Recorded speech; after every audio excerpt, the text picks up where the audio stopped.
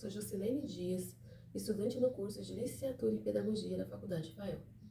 Moro na cidade de Sapezal, Mato Grosso, e atualmente exerço a profissão de técnico em desenvolvimento infantil. O conteúdo desse vídeo é o embasamento do artigo científico do trabalho de conclusão do curso de Pedagogia.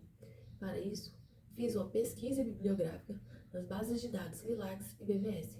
Licenciatura Latino-Americana do Caribe em Ciências de Saúde e Biblioteca Virtual em Saúde, e ainda consulta em 9 artigos científicos entre os anos de 2009 e 2023. O conteúdo desse vídeo fala sobre o tema escolhido, transtorno do espectro autista, do diagnóstico à inclusão. A escolha desse tema se deu principalmente pelo fato de eu trabalhar com educação infantil e conviver diariamente com crianças portadoras do TEA, e destacar os pontos da pesquisa que fala dos direitos à inclusão escolar para os estudantes com TEA. Em outros casos, como acontece o diagnóstico antes ou depois da iniciação escolar, as leis e direitos para os estudantes com TEA,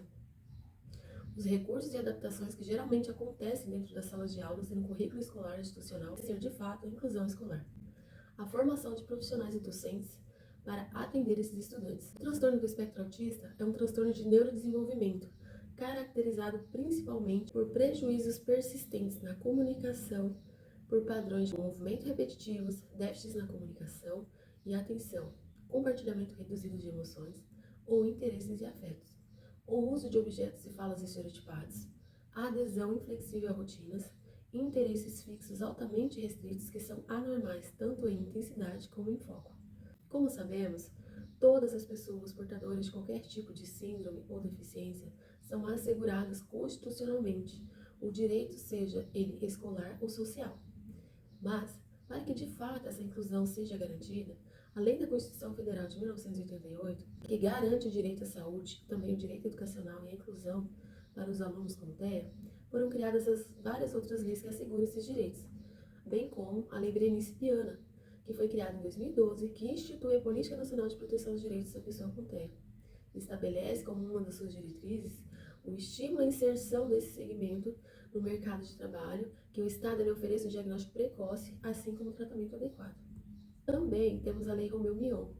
13.977, de 8 de janeiro de 2020, que cria uma carteira de identificação da pessoa com transtorno do espectro autista e garante o atendimento, o acesso a serviços públicos e privados, também na área da saúde, educação e assistência social, como várias outras áreas. E em 2023, foi sancionada a Lei 7.292/2023, que altera a legislação que institui o tratamento especializado de educação, assistência aos autistas. A mudança inclui pontos na legislação, ampliados os direitos de educação e transtornos especializados aos autistas, independente da sua idade. Muitos dos estudantes com TEA, eles já iniciam a rotina escolar com laudo de diagnóstico, porém, nem todos os casos são assim. Algumas dessas crianças, ela recebe o diagnóstico logo após a iniciação escolar, pois dentro da sala de aula que é observado o conhecimento prévio de cada criança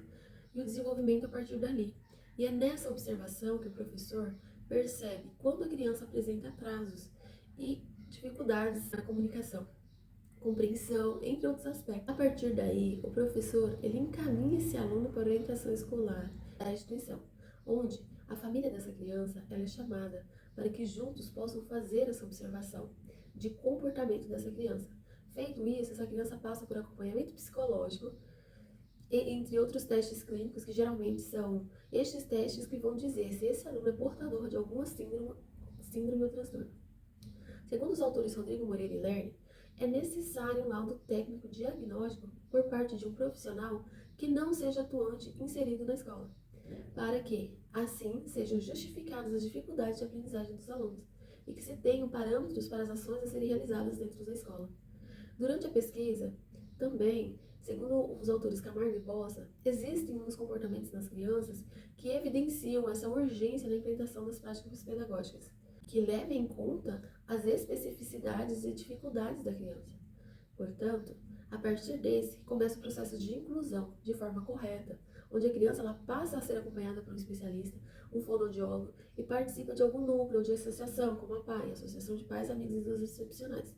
onde a criança ela consiga se desenvolver e ter um convívio social. Como na escola, os professores e a comunidade pedagógica, eles buscam os recursos para se adaptar a esses alunos, dentro daquilo que é oferecido, e que muitas das vezes não é um trabalho fácil. Encontrar recursos que tragam sentido ao que é proposto e traga resultado com que esse aluno ele se sinta incluído e da mesma forma os outros alunos a serem conduzidos a conviver com essa diferença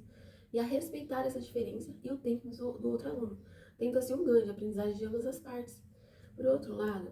os autores pesquisados, como Jacone Rodrigues em 2014, eles expõem a proposta de estruturação da escola como deve promover a inclusão, fundamentando linhas guias que façam com que os alunos com TEA eles consigam se situar facilmente em espaços e tempos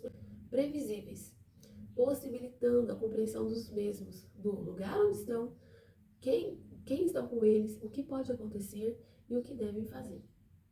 Porém, para o autor Pimentel Fernandes, apesar do número de matrículas de crianças com deficiência na escola regular, os déficits de vagas ainda é muito grande, pois as escolas não têm estruturas adequadas para apoiar o desenvolvimento de alunos com TEA, o que na maioria dos casos, a equipe escolar ela baseia-se na tentativa de construir um trabalho especificamente direcionado para as faltas que estes apresentam, funcionando apenas como uma espécie de compensação. Contudo, há uma maior necessidade de capacitação para os profissionais da área de educação. A ideia é que as entidades governamentais incluam a capacitação contínua. Esses profissionais, tendo em vista o conhecimento para a implantação de novas propostas de adaptação pedagógica, onde possa trazer a quebra de diversos mitos sobre a impossibilidade da educação inclusiva, e para que essa criança, como um futuro adulto, ela consiga ter uma vida acessível, sem perdas,